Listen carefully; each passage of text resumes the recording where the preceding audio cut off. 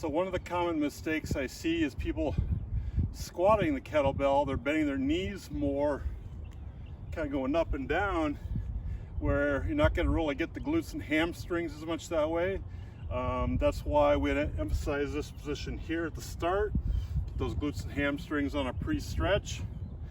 But also, as we hike the kettlebell backwards, you really want to hike it above the knees.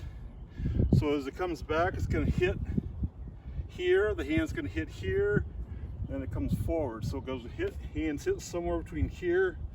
Obviously we're not going to hit ourselves in the groin, but you don't want the bell going, you don't want to bend the knees too much, have the bell going below your knees. Again, then you're going to get more quads, and there's a lot of exercises we can hit with the quads. So this we really want to emphasize glutes and hamstrings. So hike it backwards.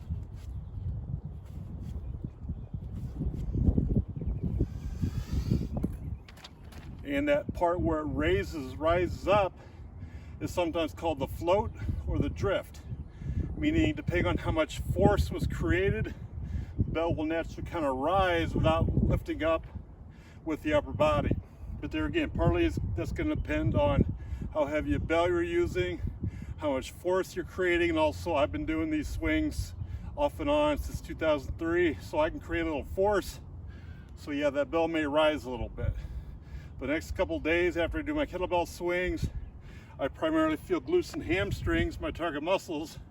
Feel a little bit of the quads, because the quads are still working to stabilize the knee joint while I'm doing this forceful activity.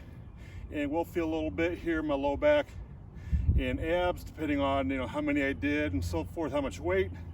And I'll often feel my lats, because there again, the lats are kind of bridging the gap between the shoulder and the hip, actually attaching the front, but going all the way down the back here, attaching into our low back. So I will often feel my lats after I've done a kettlebell workout. And so you're working a lot of different muscles with that kettlebell swing, but I like to really emphasize those glutes and hamstrings. So that's why I do the Russian swing.